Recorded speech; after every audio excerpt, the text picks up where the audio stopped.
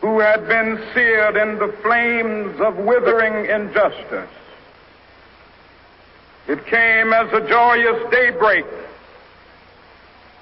to end the long night of their captivity. But 100 years later, the Negro still is not free. 100 years later, the life of the Negro is still sadly crippled by the manacles of segregation and the chains of discrimination. Was shot and killed by a neighborhood watch captain as he headed home from a convenience store in suburban Sanford, Florida. The shooter, George Zimmerman, said it was self-defense and was never arrested. Still on the phone with non-emergency, and I started walking down this way. And because I didn't see a street sign here, but I knew if I went straight through that's Retreat View Circle, and I could give him an address, because he said, just give me the address of the house you're in front of. Okay. And there's no address, because this is the back of the houses. So I walked straight through here, and I didn't see him at all. I was walking, and I was still on the phone with the non-emergency. Okay. I got to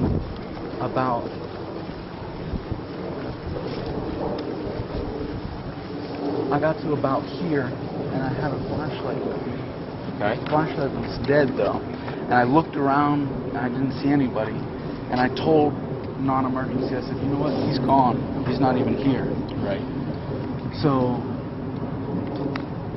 I still thought I could use their address, so I walked all the way through.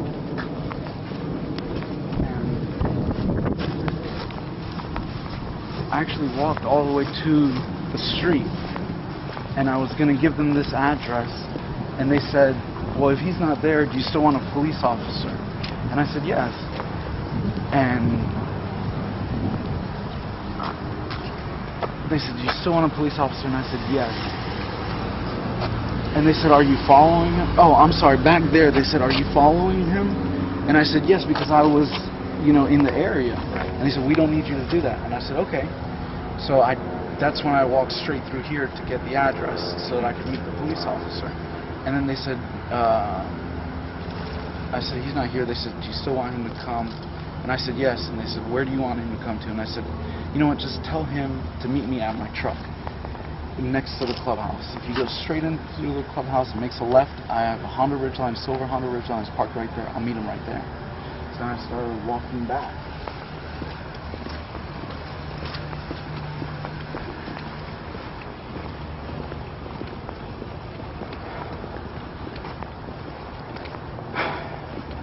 When I got to, I passed here, I looked, I didn't see anything again, and I was walking back to my truck. And then when I got to right about here, he yelled from behind me to the side of me. He said, yo, you got a problem? And I turned around, and I said, no, I don't have a problem, man. Where was he at? He was about there, but he was walking towards me. Okay, so he's coming this direction here. Yes, sir. I believe, like I said, I was already past that, so I didn't see exactly where he came from, but he was about where you were. Okay. And I said, no, I don't have a problem. And I went to go grab my cell phone, but I had left it in a different pocket. And I looked down in my pant pocket, and he said, you got a problem now. And then he was here, and he punched me in the face. 911, do you need police, fire, medical? Maybe both. I'm not sure. There's just someone screaming outside. Okay, what's the address that they're near? Yes. Okay, and is it a male or female? It sounds like a male. Okay, and you don't know why? I don't know why. I think they're yelling help, but I don't know. Just send someone quick. Say stop. Okay. Does he look hurt to you? I can't see him. I don't want to go out there. I don't know what's going on. So they're sending him. So you think he's yelling help? Yes. All right, what is your phone number? There's gunshots. You just heard gunshots? Yes. How many? This one. Jerry, get down. No. He looked at it, and and he said, "You're gonna die tonight, motherfucker." And he reached for it, but he reached, like, I felt his arm going down to my side, and I grabbed it, and I just grabbed my... How old is your son? He's 17. Okay, what's his name? Trayvon Martin, Trayvonmart. Went outside, you saw George Zimmerman in where, and where was Trayvon Martin? She was out the door first. When I came out the door, I saw him basically straddling him. He had, feet on either side of his body, and his hands, at the time I didn't know, was on his back. And Trayvon was face down. Trayvon was face down. Once he got off of the body, we could see that his face was down in the grass. So at the time that he was holding his back, I didn't know if he was trying to help him hold the wound, or Selma had asked him several times, 3 times, what's going on? Is everything okay? And each time he looked back, but he didn't say anything until the 3rd time he just said, just call the police. I believe that's Trayvon Martin. That's my baby's voice. Every mother knows their child, and that's his voice. He saw his death coming. The screams got more franticer, and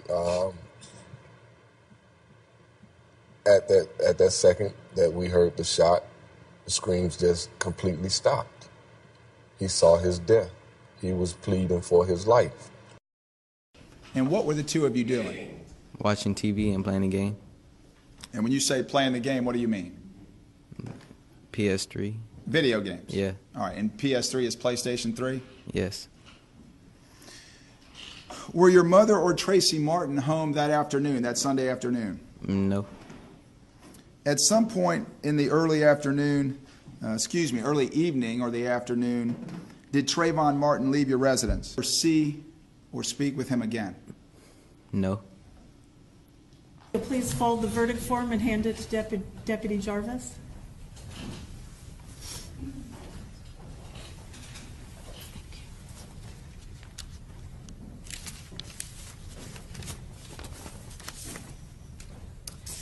Okay, if you'll please publish the verdict.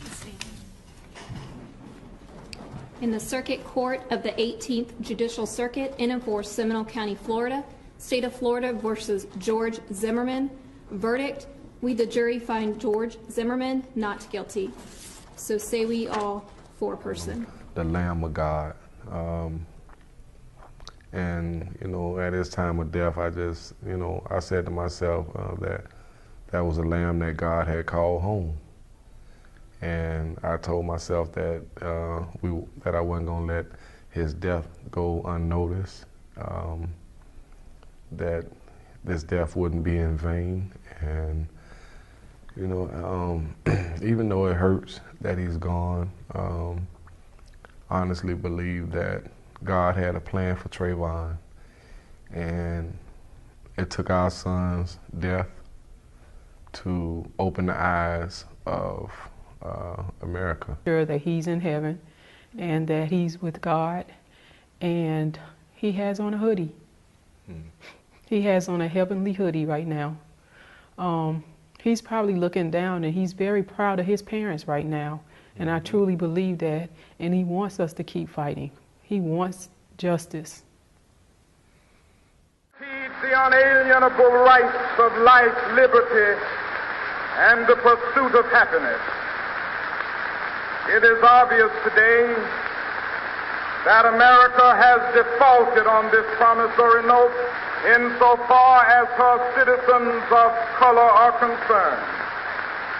Instead of honoring this sacred obligation, America has given the Negro people a bad check, a check which has come back marked insufficient funds.